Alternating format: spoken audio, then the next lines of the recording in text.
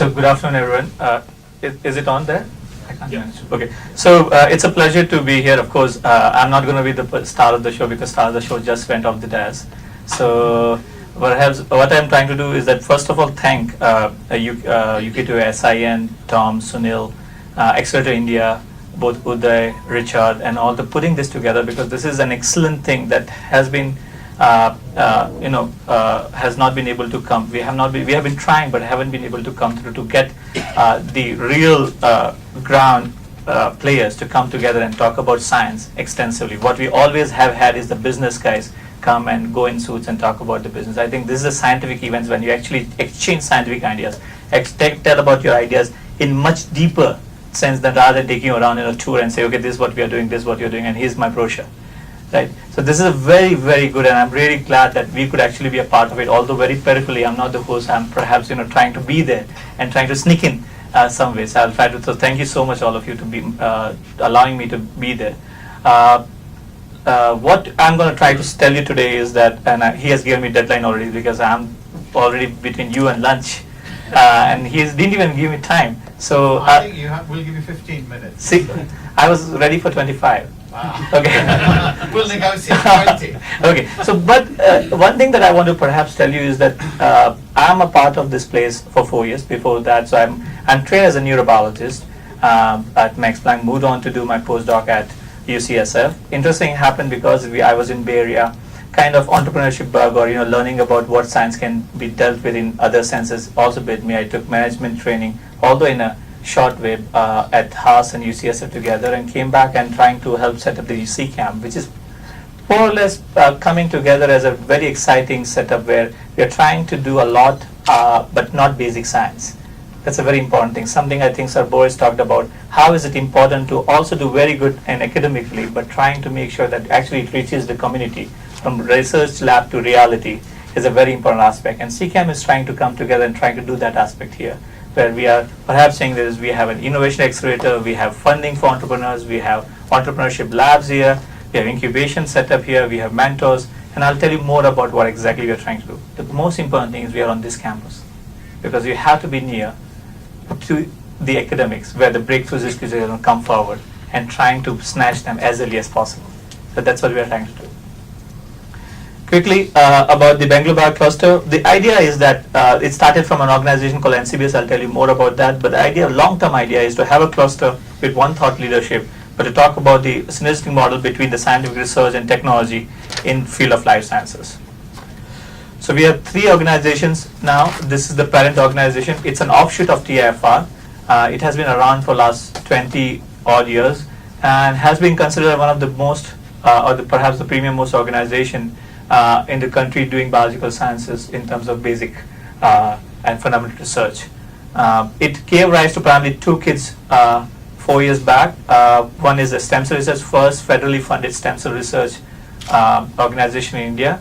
The more or less setup of INSTEM, or Institute for Stem Cell Biology and Regenerative Medicine, is not only to do fundamental research to begin with, but with time to move to regenerative medicine and therapeutics, and collaborate with hospitals to be able to do it. So that's a mandate. And then CCAM comes where we are not trying to be an academic center like them. Although we are funded by government, as both of them are, we are a DBT funded initiative, but we are trying to rather focus on technologies, developing novel technologies, and make sure that researchers, be it in academia or industry, can use them instead of having to wait coming from the US, UK, or other places, because of the technology lag. Migration is actually killing us. It has killed us 40 years back also, where even simple thing like PCR took 20 years to come. Confocal microscope took 15 years to come here and make it accessible. So this is the first technology-driven organization which has come, where we are trying to make sure that we can develop something, and once you develop, what you end up doing is that you are the first user, your collaborator is the second user, and then you actually get the edge which you are missing otherwise. Quickly, the breadth of biological research, I think it's very wide, but I'll just try to summarize. We have neurobiology largely, biochemistry, bioinformatics, cellular organization and signaling, genetics, development, theoretical sciences also, and ecology. So it's very wide. The good thing about this is that this doesn't run on a mandate of direction of science. It's just like individuals driving their own science without the direction. No, I'm working on cancer. If they tomorrow decides to go on something else, there's no real scientific direction given. It's rather excellence being trusted and kind of let loose. From there, the entire idea is running from there.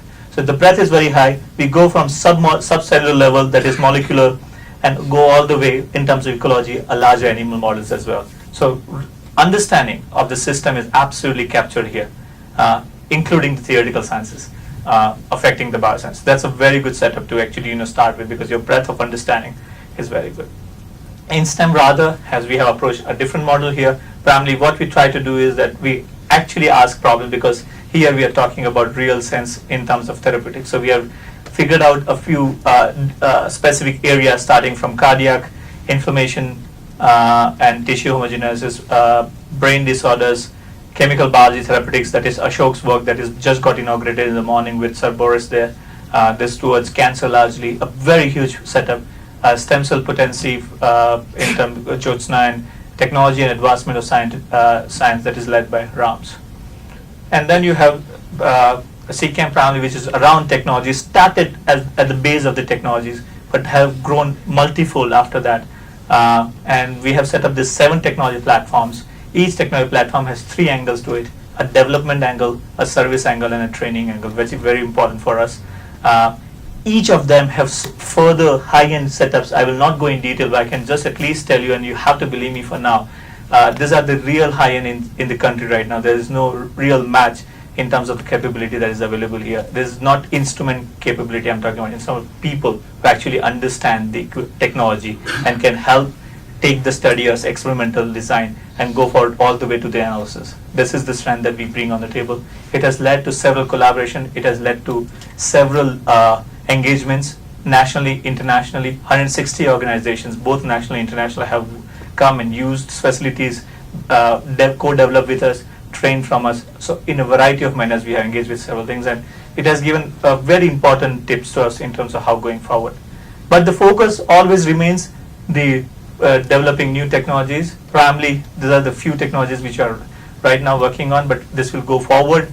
I'll not go in details of this, but this is all questions that which we started from the academic setup, saying that currently there is nothing, even in Boston or Cambridge, in Oxford, in Tokyo, in Kobe, it's not available. Zeiss doesn't do it, Leica doesn't do it, Bachmann doesn't do it. Can we do it with you?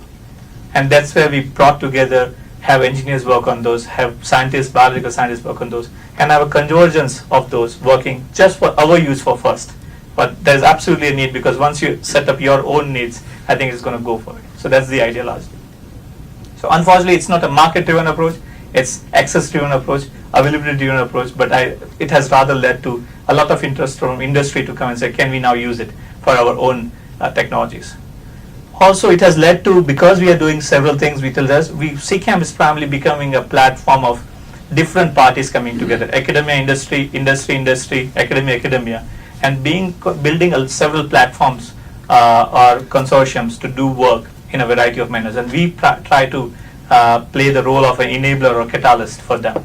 I will not go in detail. There are several of those going on. That was one of our mandate, to be an enabler of nationally important projects. And this will continue to be that. This is a virtual National Cancer Institute that is being proposed right now by DBT, and we are actually doing the work for 2 competitors, but we are saying that if it's your mandate is different, the way that you bring mechanism together will help you with that. So this particular model is a biology driven, this is a chemical biology driven approach, and we are helping both of them to set it up. We are working on HLA typing project, primarily HLA registry, which is absolutely missing in a variety of areas. I think we are trying to set it up in a high throughput manner. So you must have heard there was a Stanford, Indian origin Stanford faculty who could not get the bone marrow transplant because of not having a donor, matching donor. This was a 6 months back. So we absolutely need an HLA. So this again nationally important projects which we're trying to set up with the capabilities we have. Another rare Japanese encephalitis and meningitis, a biomarker study that we are being involved in. And I can keep on going with the examples, but I think the idea was not there. The idea was not, rather, I'm 6 minutes up, but the idea was, I have timer here. So the idea was to talk about what do you want to do in terms of discovery to innovation. And that's perhaps the most passionate thing that we are driving, and individually I am very keen on that. How excellent research that goes on here. Some people publish it, some people put a thesis on that, some people actually patent it. What is happening to that? And unfortunately, when we actually looked out and around, We took the patents, we took the publications to, first tier pharma, second tier biotechs, third tier biotechs in terms of the scale of the volumes of the sales, not the quality. 99.9% what we heard back is Taslim, excellent discovery, amazing work. It was published in Cell, it was published in JI to clinical studies and all. It's too risky. It's only one dimensional because you went in, you found a discovery, you found a protein binding, you found something cell based, and you came out because novelty is done. You in the discussion phrase, you actually went on and said it can actually going to solve cancer, it can solve everything, but you can't link that. And that is true. So licensing director are saying that I get every day hundreds of those. I can't give it to my scientific CSO because he's going to scrap it out. So when we talked to them, we realized that they told us that this has to be de-risked, Taslim. This has to be validated because if you're talking about the cellular or subcellular environment, it will not work for if it's working in protein cell, it will not work perhaps. In tissue, it will not work as well. Perhaps in an in vivo condition, it might not work. So you need a validation. I'm just giving an example. It has to become a three-dimensional validated technology from a discovery. And you have to take it that way. Unless it will become a technology which is de-risked and industry-ready, we can't take it. I won't take it further. We scratched our head for a while and then realized that no one is actually there to actually help us out. There is no funding available, there is no one to do it. Scientific wherewithal is not there. The breadth of science and the technologies which is needed to do without, but it was not there. And then we came back and said, can we do it ourselves? So we started that. A quick overview, I think perhaps I said it, but it actually goes in a different way. So we actually look at this basic research needs to have something called translation research. That is, happens before you actually have a startup or license it out. And that is a very important game. So what we are trying to put together is something like Campus Cluster Innovation Center, which I think Sir Boris just talked about here.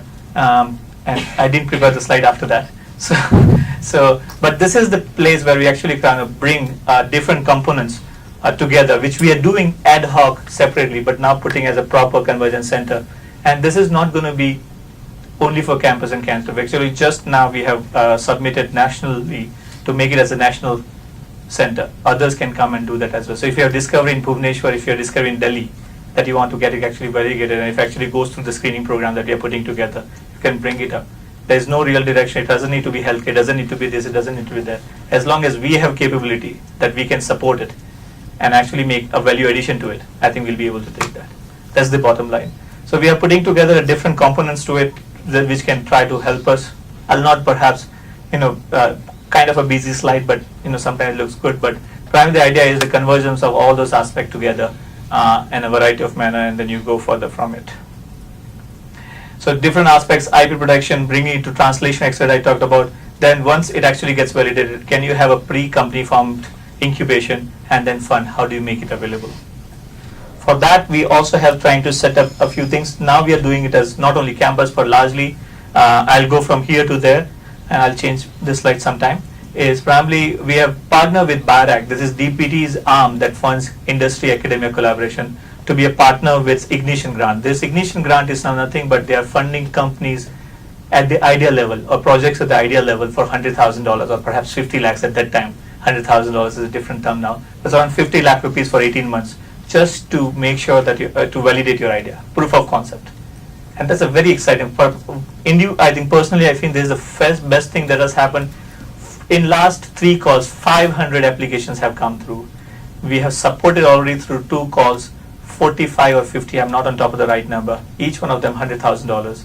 And hopefully, idea is that not everyone will actually become the big companies, but some of them will actually do good and grow further and apply for next level of funding, that is SIBRI, next level of funding, that is BIP or Technology Development Board funds from DST and so on.